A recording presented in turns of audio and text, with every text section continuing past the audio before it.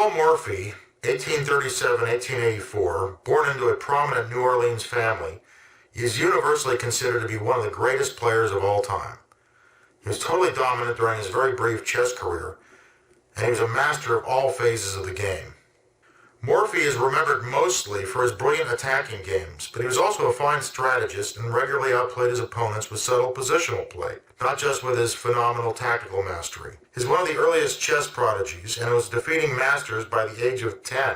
After graduating from law school at age 17, Morphy dominated the field in the 1857 American Chess Congress held in New York City. Morphy then took Europe by storm, defeating all the top European players in match play during his extended visit to Europe during the years 1858 to 59. E4, E5, Knight F3, D6, D4, F5. Paul Morphy was not above playing risky, if not downright bad openings at times, and this dubious advance should lead to trouble against correct play. The problem with F5 is that it neglects development and weakens the king side. Knight C3. Another good way to meet this line is bishop C4, E captures D4, knight G5, attacking F7, knight H6, defending the threat, and then castles. Another way to do it would be D captures E5, F captures E4, knight G5, attacking that pawn on E4, D5, and then E6.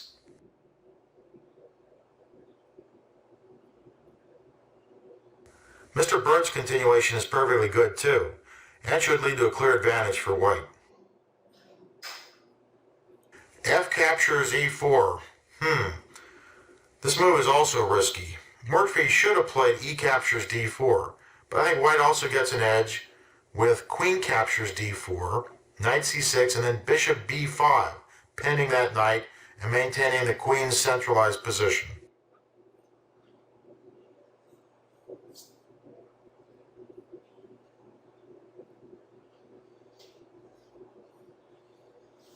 Knight takes E4, D5, knight G3. Knight captures E5 looks tempting, but black looks okay after D captures E4, queen H5 check, G6, knight captures G6, H captures G6, and now white has two choices. Let's say he grabs the rook. Queen captures H8. Black answers with bishop E6, covering his knight on G8 and developing. He should be okay. Let's say white tries queen captures G6 check instead. That looks more dangerous. Black then reacts with king D7. White checks again, queen F5 check, king back to E8. And now if white wants to win, he's got to play queen to E5 check. But then black has the fine response, bishop E6, exclamation point. Good move.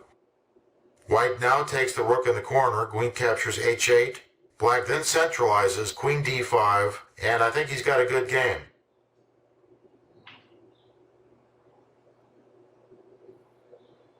E4, knight E5, knight F6, bishop G5.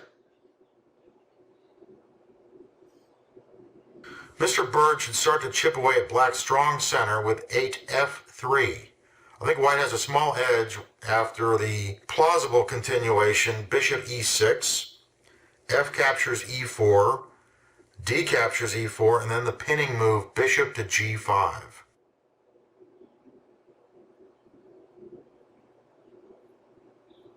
Bishop D6, knight H5.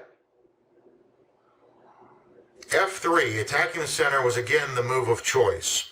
Instead, Mr. Bird violates a basic principle by moving an already developed piece twice in the opening. Now black starts to get the upper hand.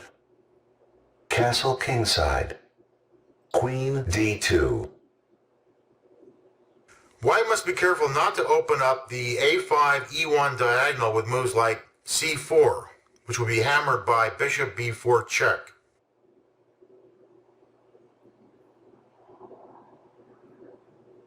Queen e8.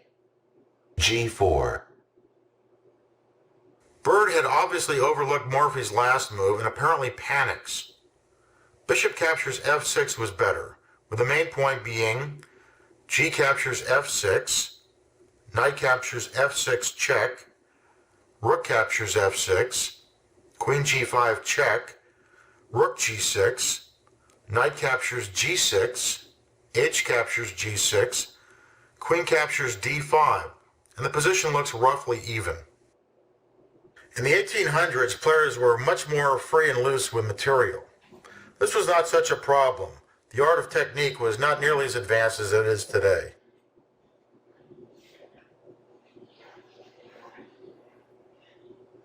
Knight takes g4. Knight takes g4. Queen takes h5. Knight e5. Knight c6. Bishop e2. Queen h3. Knight takes c6. B takes c6. Bishop e3. Rook b8. Castle queenside. Rook takes f2. Morphy launches one of the most spectacular sacrificial attacks ever seen in chess. As beautiful as it is, one should not forget that black is a solid pawn ahead and should win without too much difficulty here with normal play. The chance to sacrifice both a rook and a queen was probably irresistible to Morphy, who, for all his modesty, enjoyed playing to the crowd. But from a purely scientific viewpoint, bishop g4 was a better move.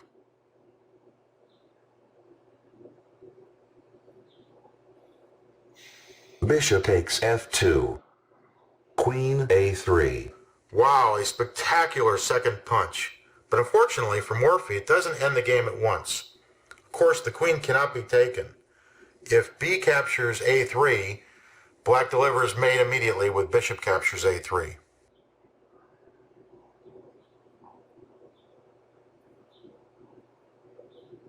c3. Queen takes a2. b4. Queen a1 check. King c2. Queen a4 check. King b2. People have debated for years whether Morphy could have won after the correct defense king c1. Probably black should then play bishop f5, when the retreat bishop e1 seems to offer white his best hope.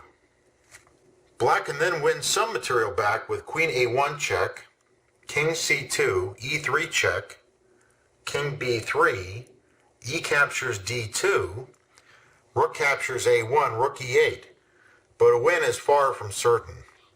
Garry Kasparov thinks black is slightly better after the further bishop a6, d captures e1, promoting to queen, rook h captures e1, rook takes e1, rook captures e1, bishop captures h2, bishop b7, bishop e4, bishop captures c6, king f7.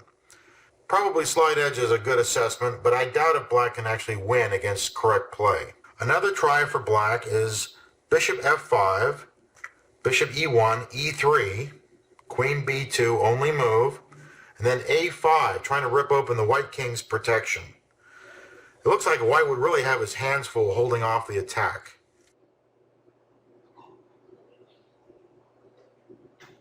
Bishop takes b4. This can hardly be called a sacrifice because white is forced to soon give up his queen, while also finding his king harassed mercilessly by the remainder of black's forces. C takes b4. Rook takes b4 check. Queen takes b4. Queen takes b4 check. King c2. e3. This shot opens up quick access to the b1 h7 diagonal and intensifies black's attack.